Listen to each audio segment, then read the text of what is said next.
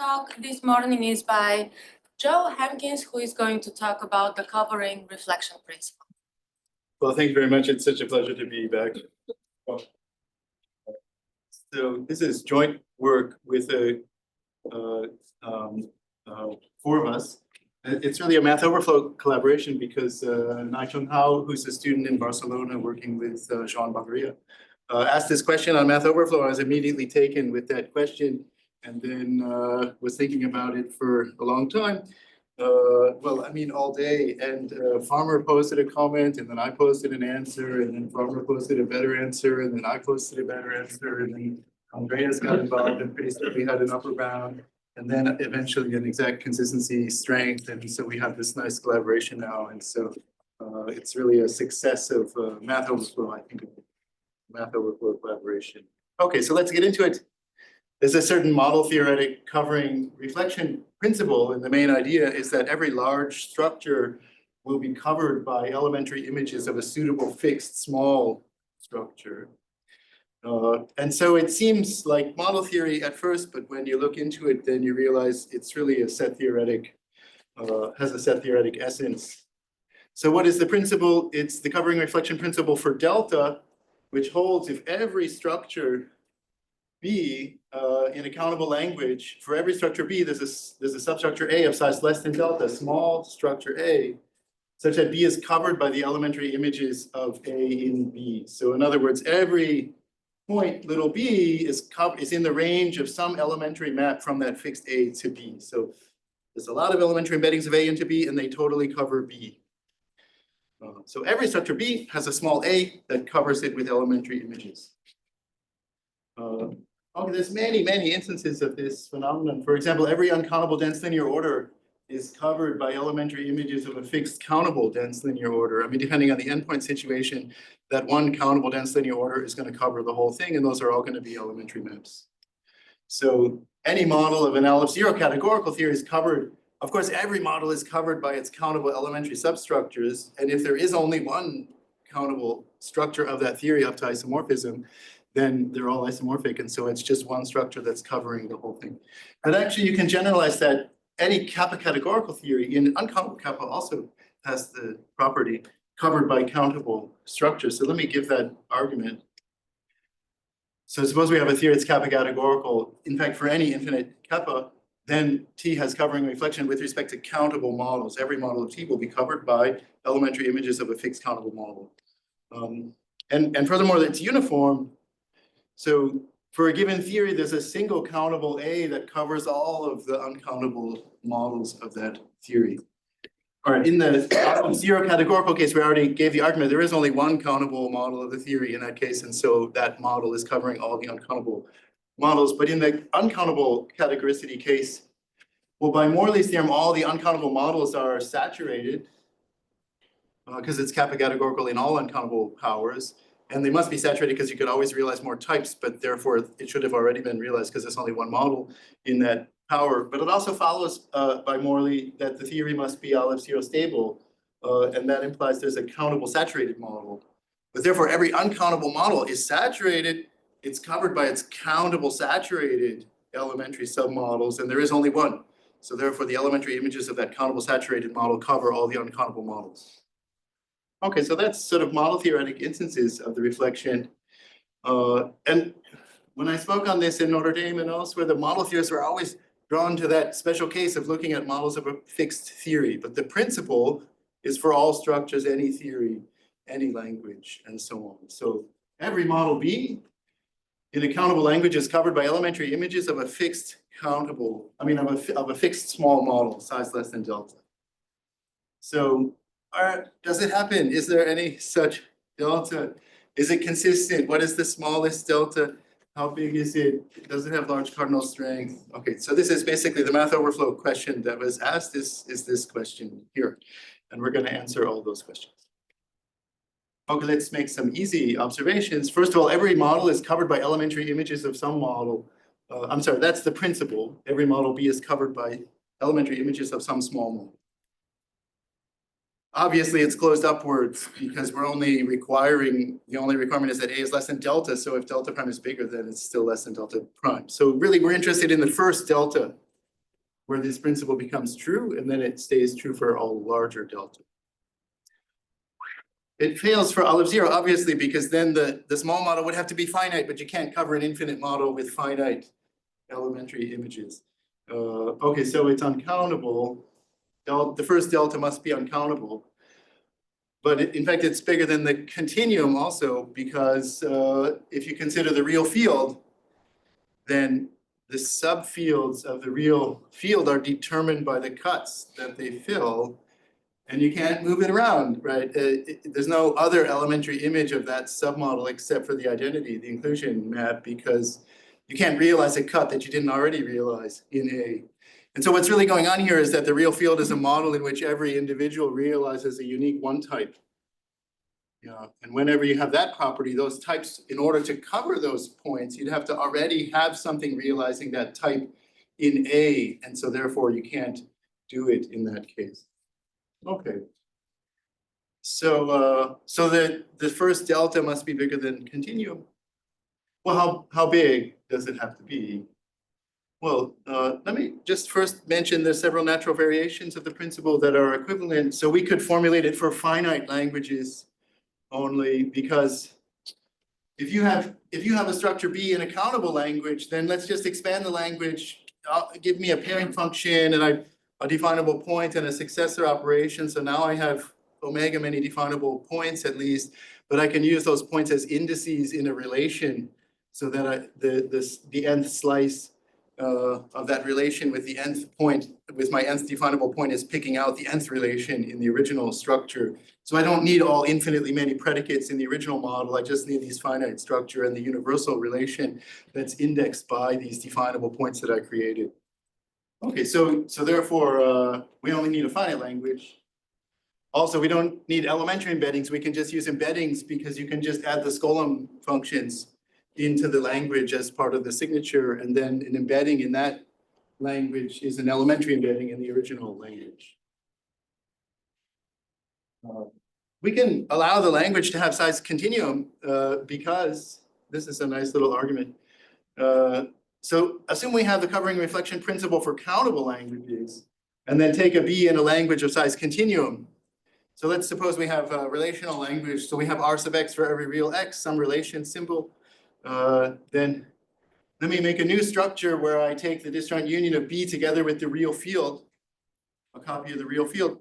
And then I have a pairing function on B, and I put this relation Rx, y vector, which codes the x relation on B. So I'm using the real numbers as indices in this relation on B. But now the point is that I don't need those relations on B anymore, because, well, this B plus structure is covered by some small structure A plus, which has the form something that looks like B together with something that looks like the real field. But it has to have the entirety of the real field, because if it's missing a real number, then it's missing that one type. It's not realizing that one type, and so it won't cover even the real field part. So therefore, A plus has to have the entirety of the real numbers, and therefore it has all the indices of the relations. It has all the x's, and so with that universal relation R, it can get access to all the R sub x's, and therefore the elementary embedding of A plus into B plus will, if you restrict it to the A part, will be an elementary embedding of A into B in the original language, and its covering. So therefore we can handle continuum size languages. And you can iterate this much further. Actually, the key idea is we define kappa is uncoverable if there's a structure C of size kappa in a countable language that's not covered by elementary images of any proper substructure. That's what's true in the real field. There was no proper substructure that covered it. So in other words, if you put C, the key idea then is that, well, so the real field is an instance of this. So the continuum is uncoverable. But you can prove that if kappa is uncoverable, then so is 2 to the kappa, because if I have an uncoverable structure of size kappa, then put the binary tree 2 to the kappa next to it, and then use every ordinal alpha less than kappa, add a predicate that's telling me the alphath bit of the paths through 2 to the kappa. And now the point is that all the paths are going to realize a unique one type in the language of size kappa there. But now if I have a covering structure, first of all, it has to contain all of the C part, all of the kappa part, because that was uncoverable. And therefore I have access to all the indices of the bit function. And so therefore every cat is realizing a unique one type over kappa, and therefore 2 to the kappa will also be uncoverable. Okay, but also you can get through singular limits this way by just taking disjoint unions, small disjoint unions. And so that gets us all the way up to the first inaccessible cardinal with the size of the language. So the point is that, right, if kappa is uncoverable with a structure C, then you can just add C on as a disjoint copy of C, and every covering of this thing will have to contain the entirety of C, and that gives you access to using those elements of C as indices in a universal relation, which in effect allows you to make the language at least as big as C. So we can allow the language in these structures B to be at least up to the first inaccessible and perhaps much more. Okay. These are observations we just made in the past few days, so I don't want to talk too much more about this, and I'm not sure exactly how far it goes, but so let's go back just to the countable language case. So another thing that's equivalent is the covering reflection principle is equivalently formulated by not just requiring to cover points, but covering small sets. So every set X of size at most continuum should be covered simultaneously by one J from A to B. So in other words, for every X, there should be a J from A to B so that X is entirely contained in the range, not just singletons, but whole sets at once. And for this, you can just do a similar kind of trick. Given any B, let B plus have a copy of the reals and a copy of all of the continuum size sequences from B. And then you can equip this structure with a projection function that takes a real and it takes a sequence and it gives you back the X member of that sequence. But then because any covering structure has to have all the reals and it has to cover all the R sequences over B, then we can, if we just hit that one point that's coding the whole sequence, then we're going to also have all the elements of that sequence by elementarity. Okay, so we can cover continuum size sets. And we can push this up to any uncoverable cardinal, so you can cover all sets of size up to the first inaccessible at least, and maybe much more. So there's a natural strengthening of the principle with more parameters. So the covering reflection principle for delta lambda theta says that we have the covering reflection property for models B in a language of size less than lambda, covered by a model A of size less than delta, and hitting sets of size less than theta in the way that I just described. Okay. So the original principle is just CRP delta omega 1. That's a countable language, and 2 meaning that we can cover sets of size 1. Okay. So let's go back to the original one. Covering reflection for delta is equivalently formulated only for structures B of size at most 2 to less than delta. And to see this, if you have any model in a countable language L, then let S be all the L structures with bounded domain in delta. And there's only 2 to the less than delta many such sets, and the language is countable. So there's only going to be 2 to less than delta many such structures. S has a copy of every L structure of size less than delta. So we have this family of structures of size 2 to less than delta, and it has all the structures up to isomorphism. So if covering reflection fails for B, then for every A in that family, it's failing to cover. So there's some point that it's missing that it doesn't hit. So X of A. So we can find an elementary substructure of B that has all those failure points. And since there's only 2 to less than delta many S's, many A's, therefore we can find a B bar like that of size 2 to less than delta. But B bar also fails covering because it didn't, if you cover X of A in B bar, then you've also covered it in B. So therefore all those X of A's are still counterexamples to covering. So B bar is a smaller counterexample to covering, and it has size 2 to less than delta. Okay, so so that implies covering reflection principle for regular cardinal delta is pi1 expressible over B delta. So you can refer to all the structures of size 2 to less than delta with a second order quantifier, because 2 to less than delta is contained in V delta. And therefore, to assert that a given B is covered, well, the small models are all elements of V delta, and the elementary embeddings are also, by regularity, also elements of V delta. So it's first order quantifier to talk about the elementarity of those things. So we can say, for all structures B together with the truth predicate on B, which is the first order property of that predicate, we can make the assertion about whether that there is an A that witnesses covering reflection. Okay. So covering reflection is pi11 over V delta. But therefore, the first delta is not weakly compact. The first delta where it happens, because if it holds at delta, then by reflection, it's going to hold below the weakly compact by pi11 in described rule.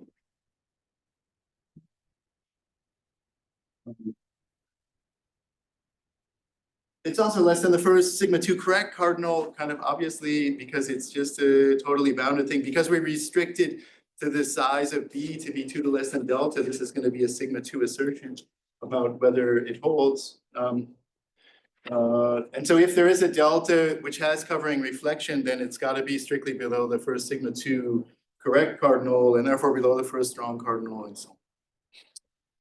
So maybe those results are suggesting that it's small or weak, because it's not weakly compact, and it's below the first sigma 2 correct cardinal, and so on. But of course, there's many very strong large cardinals that are below the first sigma 2 correct cardinal, so that's maybe not so suggestive. Okay. There's a natural weakening of the covering reflection principle, what we call covering subreflection. So this is the assertion. For every B in a countable language, there's a small structure A, size less than delta, such that B is covered by the elementary images of the elementary submodels of A. You don't have to map all of A in to cover the point. You only need to map an elementary substructure of A in to hit that point. So for every point B, there's an elementary submodel of the small model A and an elementary embedding of that submodel into B that covers the point little b. And this one, okay, we've completely settled it. It's just true if and only if you're bigger than continuum. For the forward direction, the real field can't be covered by substructures of a proper substructure, because every point is realizing a different one type. I mean, every real number is determined by the cuts, and if you don't have that cut filled in A, then you also don't have it filled in A bar, and so you can't map it with A bar. I mean, elementary embeddings into the real field are unique. You know, if you have one, then you can't move it anywhere else because it's determined by the cuts it realizes. Conversely, if we have a delta bigger than continuum and B in a countable language, then, well, for each point little b, pick some countable elementary substructure that contains B. And the point is that those B sub B's have only continuum many possible isomorphism types, because they're just countable structures in a countable language. So there's only continuum many possibilities up to isomorphism. So therefore, we can pick an elementary substructure that realizes all those isomorphism types with its substructures.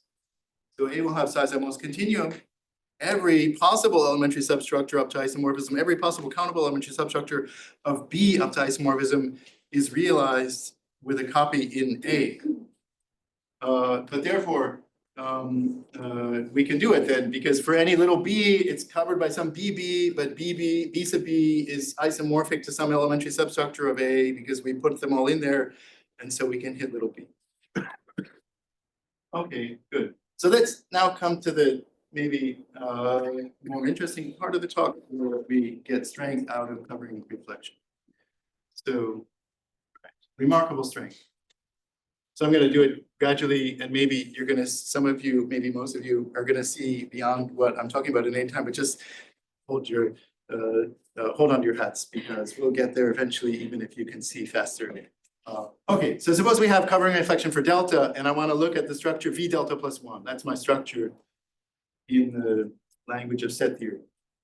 So therefore, there's a small a that covers it with elementary images. So I've got a lot of elementary images of A into V delta plus 1. Okay, A has to look at some small version of V delta plus 1. So in particular, it's got to be well-founded. So we might as well take it to be transitive. A is a transitive model, and its elementary images cover V delta plus 1. Well, B has the largest ordinal delta, so A has to also, so A is looking something like V delta 0 plus 1. It won't necessarily be exactly, but it's something like that. It has the largest ordinal, and delta 0 maps up to delta because it's definable in the structure. But A is smaller than delta, so therefore A has to have a critical point because it's moving delta 0 up, so therefore it has to have a critical point kappa. Right. Okay, so we assumed that V delta is covered by elementary images of maps J from A to B, but what I claim, well, let kappa be the smallest possible critical point that arises by any such J. And now, if I have a subset of kappa, well, it's in B because B is V delta plus 1. It has all the subsets. So therefore, there's some little x in A that's hitting that set X. But now you can see that, well, X and J of X, of course, agree up to the critical point, which is kappa. And so therefore, capital X must be in A because it's agreeing with X up to kappa. Okay, so X is in A. So in other words, the power set of kappa must be contained in A. And from that, you get measurability, of course, because you can define the reduced normal measure using kappa as a seed. Okay, so we have a measurable cardinal below. If we have covering reflection, there's a measurable cardinal below. Okay, so let's get more. So let's call that kappa, the least one, kappa 0. Okay, and kappa 1 is the smallest critical point that puts kappa 0 into the range. It's got a cover, so kappa 0 is in the range of some J. Kappa 1 is the next critical point. So kappa 1 is strictly bigger than kappa 0 because it's the critical point of an embedding, but kappa 0 is in the range, so it can't be equal to kappa 1. And we get power set of kappa 1 contained in A just exactly the same as before. Well, it's a little bit different. If I have a subset of kappa 1, then there's a J that hits this set, kappa 0, together with X. But if I put this set into the range, then both of those sets individually are in the range. And so X and little x agree up to kappa 1. And so big X is in A. Okay, so I've shown that the power set of kappa 1 is in A. So kappa 1 is also measurable. So we have two measurable cardinals now. Okay, but in fact, we can get more than this. So let's push it much harder. Okay, so we can define kappa alpha in the same way. We can go on quite a long ways and get many, many measurables this way. But there's another thing that we can do instead. So, okay, we get many measurables, but let's instead go for extendability because kappa 0 is much more than just measurable because we had an embedding. Kappa 0, remember, was the smallest critical point that arises from A to B, where B is V delta plus 1 and A is a covering set. So the elementary images of that tiny model A are covering all of V delta plus 1, and kappa 0 is the smallest critical point. But we already argued that, well, P kappa 0 is contained in A, so it follows, of course, that V sub kappa 0 plus 1 is contained in A. And so that embedding, if I restrict, is a one extendability embedding, right? If I just restrict to V kappa 0 plus 1, I've got a one extendable cardinal. Kappa 0 is a one extendable cardinal. Okay, good. So, okay, so if covering reflection holds for delta, then there's a one extendable. Okay, but we're going to get more. I mean, kappa is one extendable if there's an embedding like this, and that's exactly what we have because we showed that V kappa 0 plus 1 is contained in A. So just restrict J to that part and you have a one extendability embedding. Well, every one extendable cardinal is a limit of measurable cardinals of high Mitchell rank and so on. So we get all that strength from the covering reflection. Okay, and in fact, more generally, kappa is eta extendable means that there's an elementary embedding with critical point kappa from V kappa plus eta to some V theta. And fully extendable if it's eta extendable for all eta. Okay, this is stronger than super compact. It's sort of very high in the large cardinal hierarchy, as many of you know. And what I want to do is just reason the same with kappa 1. Kappa 1 was the next measurable that I got at first, but actually I showed P kappa 1, power set of kappa 1 was contained in A, and that means that V sub kappa 1 plus 1 is contained in A. And so if I restrict now not the kappa 1 embedding, but the kappa 0 embedding, I've got that kappa 0 is kappa 1 plus 1 extendable. So it's extendable up to a measurable, up to a one extendable. And that one was extendable up to the next one and so on. So we have these cardinals that have a lot of extendability. Okay, so for example, kappa 0 has to be super compact inside V kappa 1 because it's extendable up to kappa 1 and beyond. Okay, so therefore the consistency strength of covering reflection is strictly larger than a super compact. Okay, let's get more. Okay, we defined kappa 0 and kappa 1, but let's talk about the definition continuing the sequence. For each beta less than delta, let kappa beta be the smallest critical point of some embedding that puts this sequence of prior kappa alphas in. That's a sequence, it's in V delta. So I should be able to hit it with some covering map. So therefore there's some J that puts that sequence into the range. And we can do the same kind of reasoning as before to get the power set of kappa beta is contained in A. And so V kappa sub beta plus 1 is contained in A, and kappa beta is measurable and 1 extendable and so on, all of that. And there's another thing too, namely if as long as kappa beta is at least beta, which is very true in the beginning because kappa 0 is at least 0 and kappa 1 is at least 1 and so on. All of them are at least kappa 0. So this assumption is true for a very long way that kappa beta is at least beta. And if that's true, then the initial segments of this sequence are all small relative to the critical point. And so therefore each one of these kappa alphas is in J and all the earlier initial segments of that sequence are also in the range of J. And so therefore the embedding is relevant when defining the kappa alphas. And from that you can see that kappa beta must be at least as big as kappa alpha, in fact, strictly bigger. So as long as we have this assumption that kappa beta is at least beta, then the sequence is strictly increasing. Okay, but it can't go up forever because they're all in A, and A is small. A is only size less than delta, but we were doing this process up to delta. So eventually it must happen that some kappa gamma drops below gamma. It can't go up forever because it can't go up beyond the size of A, which is smaller than delta. So therefore there's some gamma less than delta such that kappa gamma is less than gamma. And so let's call that kappa gamma lambda. And so lambda is the critical point of some embedding J that has the whole sequence up to gamma in the range of J. That's the definition of kappa gamma. And this J is relevant for all the kappa alphas for alpha less than lambda, not gamma, but lambda, because those initial segments are in there. And so therefore, lambda, it follows from that lambda is the supremum of the kappa alphas for alpha less than lambda. It dropped down and it's the soup of all the earlier ones. Therefore, each kappa alpha is lambda extendable by the reasoning we gave earlier because the V lambda is contained in A.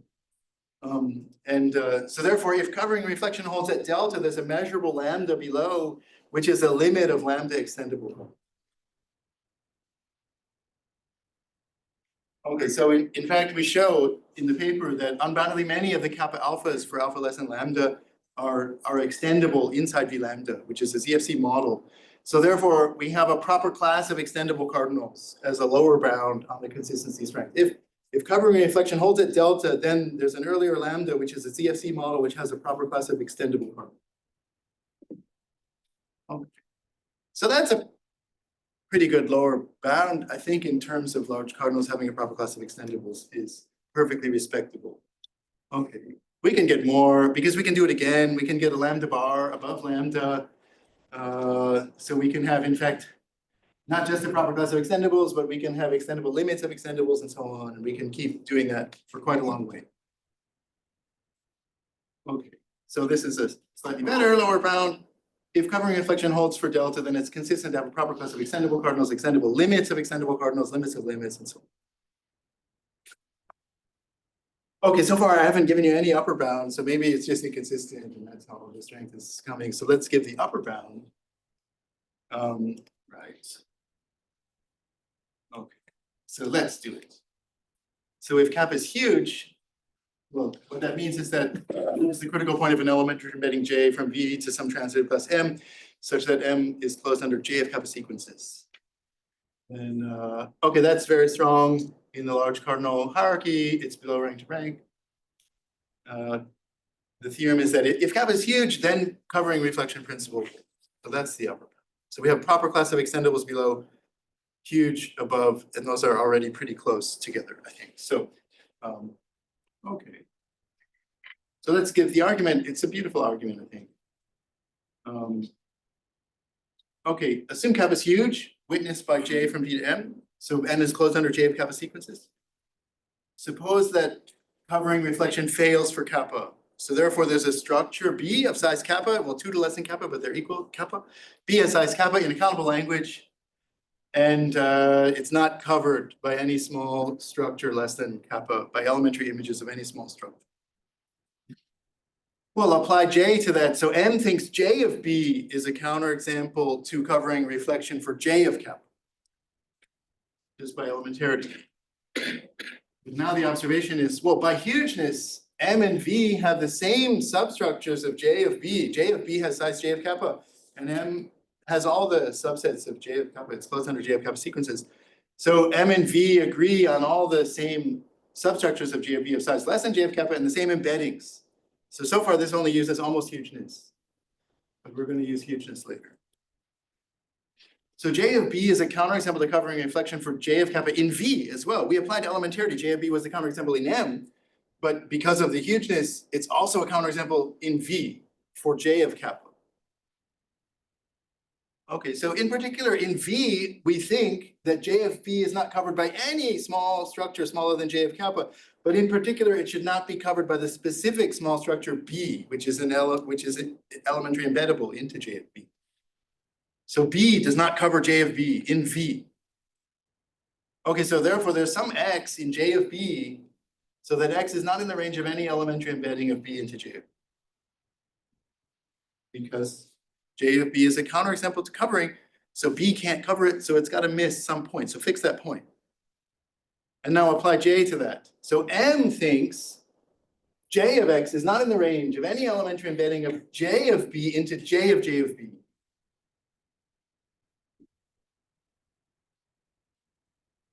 But this is the great trick of this argument, I think. Farmer's observation. J restricted to J of B is a perfectly good elementary embedding of J of B into J of B. And it has size J of kappa, so it's in M by hugeness. And it sends X to J of X. So it does hit J of X. So we do have an elementary embedding of J of B into J of B, namely J restricted to J of B. Okay. So that gives hugeness as an upper bound. Okay, so it's between huge and these proper class of extendables, the lower or limits of extendables and so on. Okay, so right, I think I'm going to finish early. Right, so let's give the exact consistency strength we gave in the paper. So kappa is an anchor cardinal. If for every subset of V kappa X, there are these smaller cardinals kappa 1 and kappa 0, kappa 1, and an elementary embedding from the second one equipped with its part of X to the top one equipped with all of X that sends the small one is the critical point, and it's sent from the small one to the middle one. So that's what it means to be an anchor cardinal. And they're called anchor cardinals. Well, we call them anchor cardinals. They're related to these links and chains in the Solovey-Reinhardt-Conwar paper. And the main idea of the links and chains is that when you have an anchor cardinal, then you can actually make these longer chains and so on. You can sort of grow them longer. Every huge cardinal has a normal measure concentrating on these anchor cardinals. And ultimately what we prove is that the least delta with covering reflection is exactly the least anchor. So you have to read the paper for the further details, and it's going to be out soon, although we just made these other changes, so it should be out pretty soon. But not right away. And that's it. Thank you very much.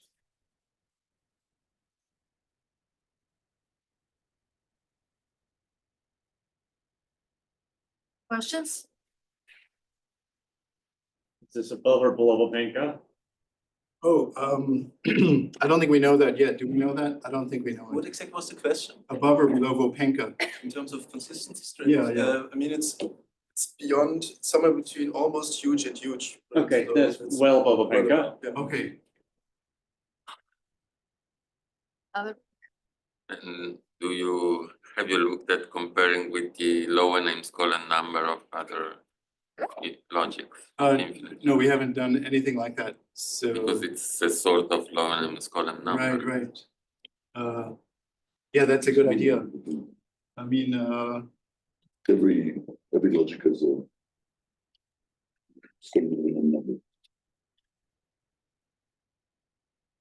it's something, I mean, there's somehow an affinity with Janssen cardinals too, I mean, the Janssen structure, except it's not the same at all. I mean, it's about this uncoverable structures have this kind of Janssen-like feel, but it's not Janssen, so I don't know exactly what the connection is there either.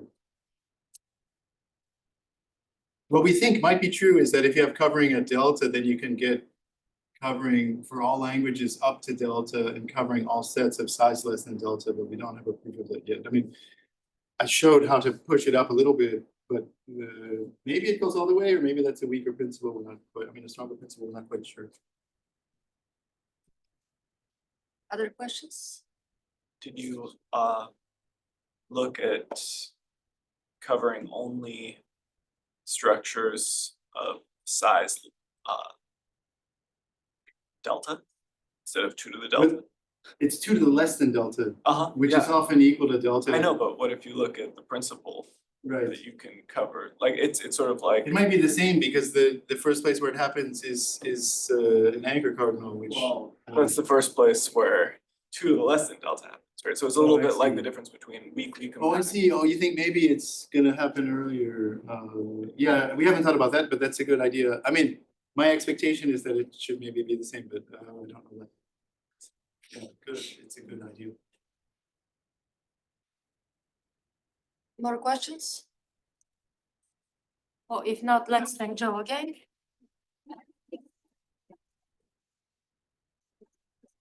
The next talk is at 10 o'clock.